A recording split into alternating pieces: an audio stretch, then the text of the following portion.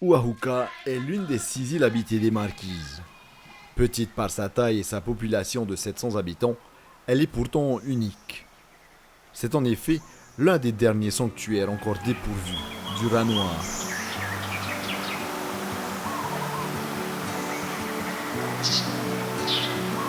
Nous avons le lori ultramarina qui ne vit que chez nous maintenant et qui fait la promotion de notre île, qui est devenu un emblème de notre île et qui attire plusieurs personnes dans les zones Itola. Nous avons le pihiti chez nous, le komako. Nous avons le komako, nous avons le coucou, le petit lobe du petit toit, nous avons le houpé et plusieurs autres oiseaux endémiques.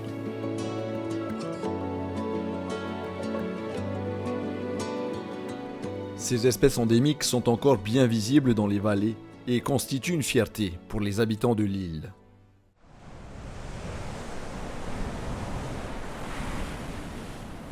Les efforts de préservation s'étendent aussi à l'océan et les ressources marines. En effet, Oahuka est la première île de l'archipel à avoir adopté un rahui marin. 2 zones de pêche réglementées d'une superficie cumulée de 150 hectares ont été définies en 2020. Et pour la préservation de l'environnement, les marquises sont quand même précurseurs, et Oahuka en particulier. Nous sommes le premier rahui, nous avons notre zone protégée, environnementalement protégée Vaikivi. Nous avons notre système de biosécurité qui est pris en charge par une association qui se substitue à une compétence du pays. Et toutes ces actions-là, c'est du concret. Pour un petit contexte comme Oahuka, je trouve qu'on rayonne quand même. Et d'ailleurs, c'est Oahuka qui est en train de montrer l'exemple aux autres îles de l'archipel. Pourtant, une des ressources de l'île est menacée.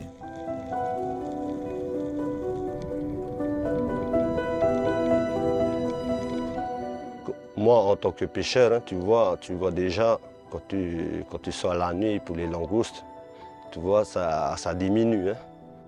Tu es obligé d'aller plus loin pour avoir des langoustes. Déjà, sortir à l'extérieur, derrière Oahuka, pour avoir des langoustes.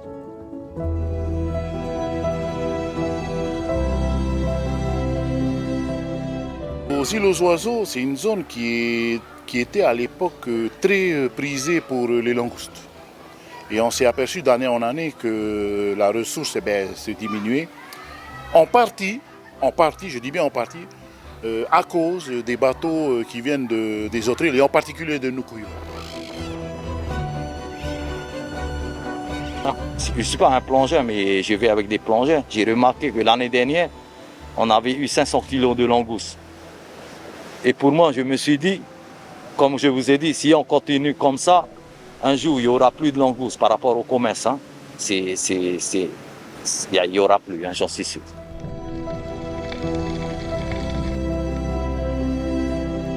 La langouste est victime de son succès et la menace ne vient pas de sa consommation par les habitants, mais bien de sa vente, notamment sur Tahiti. Si ça tenait qu'un mois, il n'y a plus de vente des langoustes sur Tahiti. De laisser pour Oahuka et d'attirer les touristes à venir manger les langoustes sur Oahuka.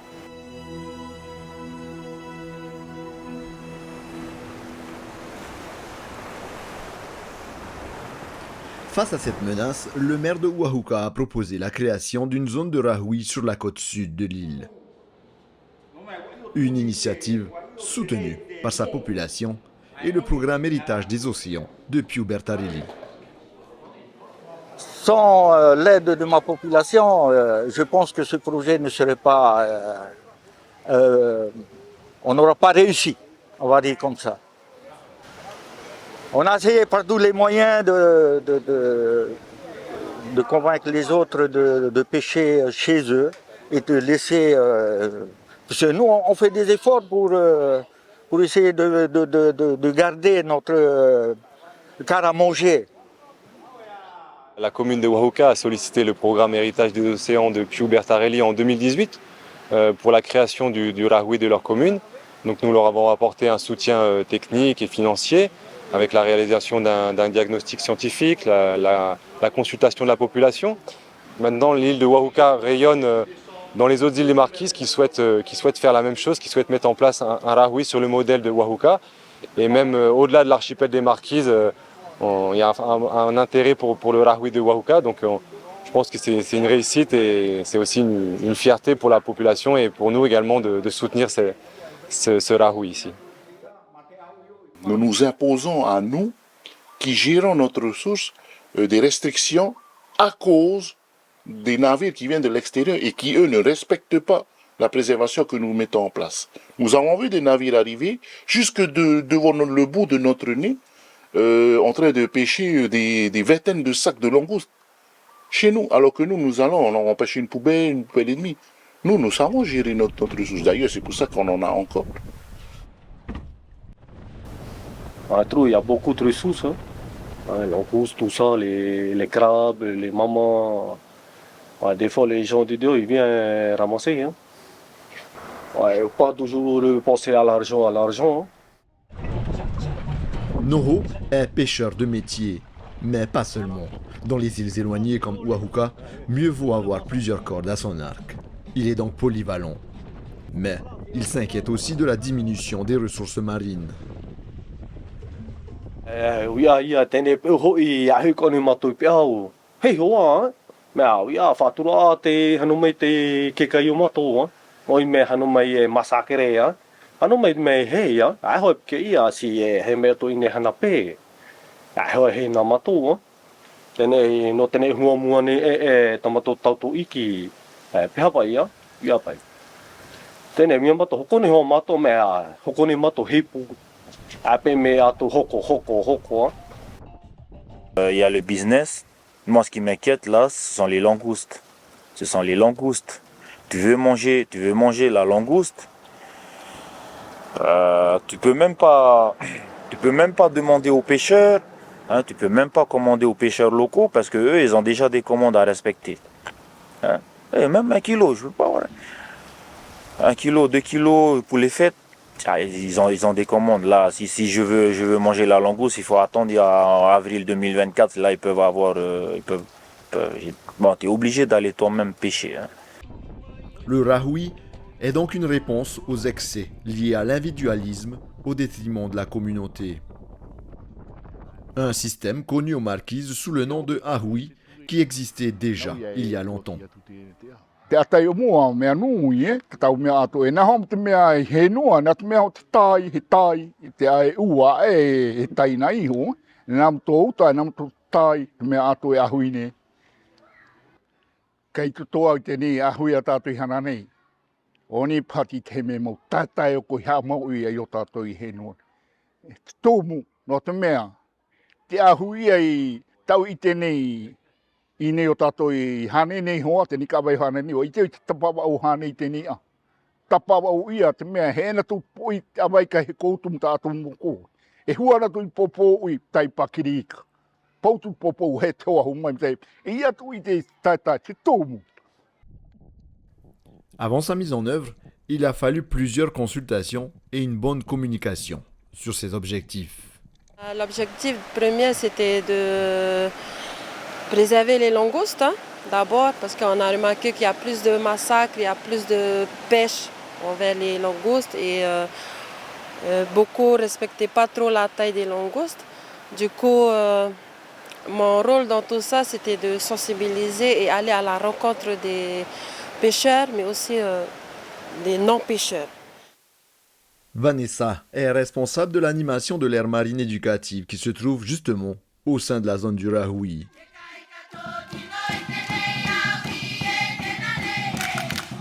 Pour elle, il est important d'inclure les enfants dans ce processus dès leur plus jeune âge.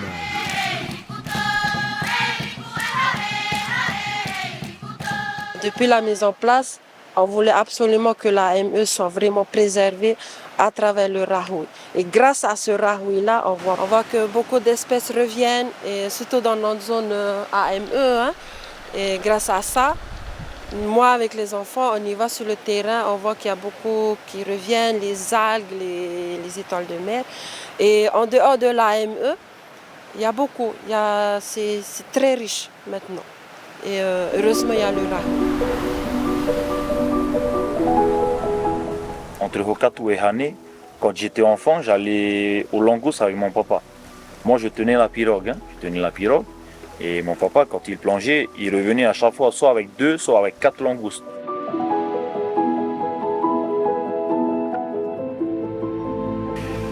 Et au fil du temps, on allait, il y avait de moins en moins de langoustes. Et puis, juste avant le rahoué, c'est moi qui plongeais, mon papa il restait dans la pirogue. Alors, des fois, si tu trouves 2 langoustes entre Hokatu et Hane, c'est beaucoup. Depuis la mise en place du ahu et du kahui, tu as une chance de remplir ta poubelle. Deuxième objectif, comme tous les rahouis, c'est aussi de multiplier un peu le poisson.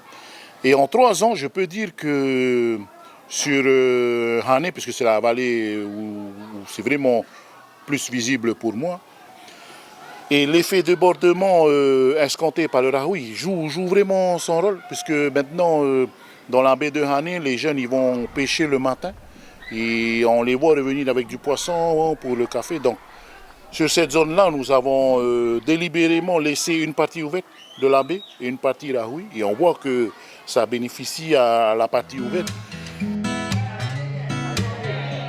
Au mois de décembre 2023, la commune et la population ont donc décidé de prolonger la période de rahoui de 2 ans.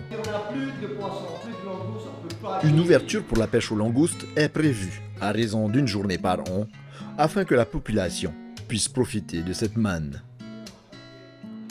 Je sais qu'il y a beaucoup de nos anciens qui sont à la maison, qui n'ont pas encore consommé de langoustes pendant, je ne sais pas, 5-10 ans maintenant. Et maintenant, c'est une occasion pour eux de déguster la langouste tous les ans. On va ouvrir 1 jour par an et ça sera pour nos anciens. La mère nature nous offre beaucoup de choses pour pouvoir subvenir à nos besoins alimentaires. Je crois qu'il faut quand même être un peu courageux. Ce n'est pas facile la vie aux Marquises. Mais le fait que nous soyons loin comme ça, on n'a pas le droit de se servir comme ça à tout va et faire du gaspillage. C'est pour ça qu'à Wahuka, d'ailleurs, on a arrêté la pêche au filet parce qu'on n'arrivait pas à manger tout le poisson. Ça, c'est pas bon. Il ne faut pas oublier qu'un des objectifs des élus des îles Marquises, c'est de maintenir nos populations sur notre archipel, voire faire revenir les familles, parce que beaucoup de familles veulent revenir, mais il faut pouvoir vivre. Et grâce à l'UNESCO, à la préservation, je pense qu'on pourra s'installer dans du long terme pour vivre à Wahuka ou dans les autres îles des îles Marquises. On a ce qu'il faut. Il faut rester dans le simple. Wahuka est donc devenu un modèle pour les autres îles qui souhaitent réinstaurer des rahouis. Mais au-delà de la pêche côtière, les Marquisiens se soucient surtout des ressources du large. L'archipel est par exemple l'une des zones de reproduction du thon obèse.